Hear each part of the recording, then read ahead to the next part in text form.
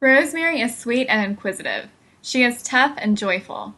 In less than a year of life, these qualities are already evident. It's easy to make her smile, her chubby cheeks a reminder of how great life can be. Rosemary was born with 6 fingers on each hand and 6 toes on each foot. While seemingly sad and inconvenient, I've been surprised by the good that has come out of it, especially the good in my sister, Allison. Rosemary was born in about an hour. By the time I realized I had missed a call from Allison to go get her oldest daughter, Violet, Rosemary had already arrived. On the phone with Allison, we celebrated. Then I asked the question I knew she was worried about since the ultrasound. How are her fingers? She does have 6 on each hand, and her toes.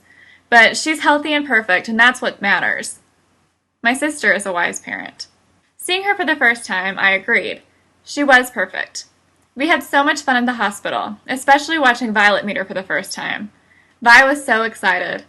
At the hospital, she danced with Grandpa, hid in the closet with Uncle Alex, and entertained the nurses with her sweet, outgoing personality. Violet never noticed her sister's fingers, probably because 3-year-olds don't have the best grasp on counting anyway. I would watch Allison impressed when we were out and random people would come up and dote on Rosemary. I asked her one time if she thought people noticed her hands and how it made her feel.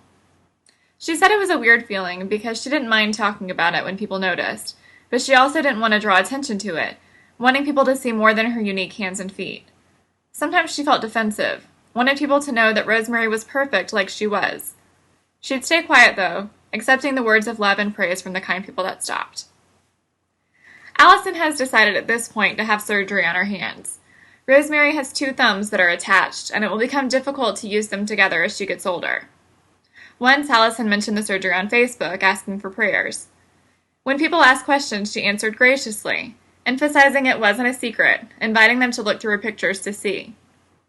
Allison's always had a heart for differences, wanting others to accept and embrace them as she has. I know as a loving mama, she gets discouraged from time to time. She always emphasizes, though, that she hardly ever thinks about it. I never do either. I think of how sweet Rosemary is.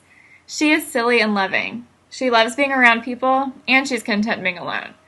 She's inquisitive and a quick learner. She was walking at 9 months. We joke that she is more evolved than the rest of us. She's also affectionate. I've spent several wonderful Saturday afternoons sitting in the shade with Rosemary sleeping on my shoulder. Like her mom sings to her all the time, "There's something about her hand holding mine. It's a feeling that's fine. And I've just got to say, she's really got a magical spell, and it's working so well that I can't get away." We all love that sweet little girl. One of my favorite things is to watch her play with Violet. It's so funny how they have a secret language, both bursting into laughter at the same time. I love the way Vi calls her Rose and says, "Her can't talk yet," whenever we talk to her. Violet is always really good with Rosemary. Loving her so much, I know Allison's heart breaks at the thought of the surgery she'll go through. Fortunately, Rosemary didn't seem to be in much pain through the first surgery.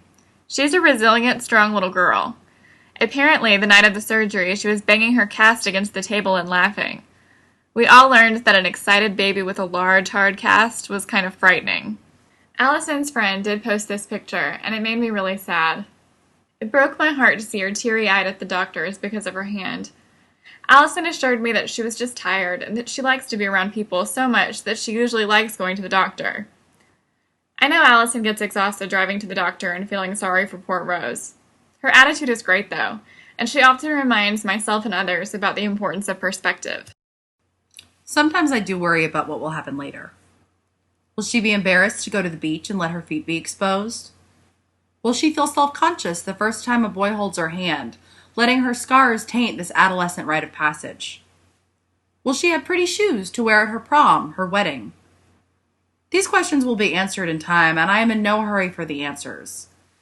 But I have no reason to believe that it won't work out all right, the way everything has so far.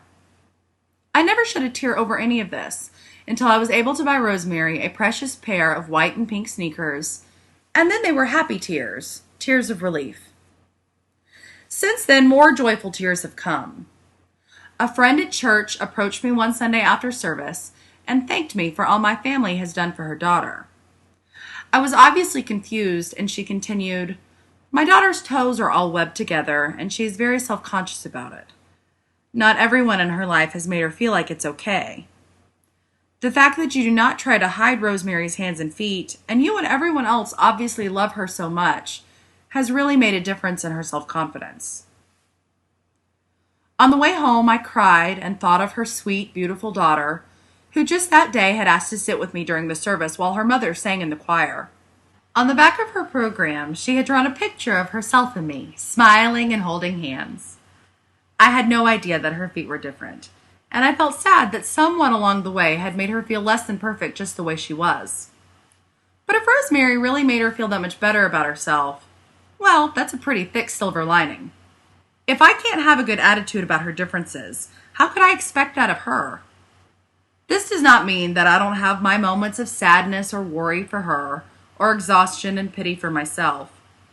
So the other day, when I had to drive to Atlanta again and wait on the therapist again, I let myself have a little pity party. I thought of the thousands of dollars that all of her surgeries and therapies are costing, and all the time and energy it takes to see multiple specialists with my 2 young daughters in tow. I thought of how unfair it was to her to be in pain and to have scars and differences and to spend much of her babyhood in casts and splints. I thought of how much I hated all this knowledge I have now involving fancy words like syndactyly and metacarpal and polydactyly. I even let myself feel bitter about truly insignificant things like how she can't wear that cute floral dress that belonged to her sister because the armhole will not stretch over her cast. I felt angry. But as I was feeling all of this, something miraculous happened. I heard it first, a piercing squeal accompanied by laughter. I looked out of our little room and down the hall, and it took me a moment to realize what I was witnessing. A teenage girl, profoundly mentally and physically disabled, was being suspended by a giant contraption that supported her weight and moved with wheels along the bottom. She was taking steps down the hall, and with each step she let out such a joyful noise, there are no words in any dictionary that would describe it. I can only guess that I was given front row seats to this young woman's first steps, as her mother trailed behind her, shouting words of encouragement and crying heavy tears of happiness. I moved back into my little room and cried. Was I really, just moments ago, angry about money and appointments, casts that Rosemary would not remember, and scars that will fade? I sat for another moment and laughed at myself for even thinking about how Rosemary might feel at the beach. Because even if she wants to wear aqua shoes, she will still get to run in the sand and jump in the waves. And really, I couldn't ask God for anything better than that. And maybe if enough people absolutely smother her with love and acceptance, she'll learn to rock her differences and help others rock theirs as well. She ain't got no money, her clothes are kind of funny, her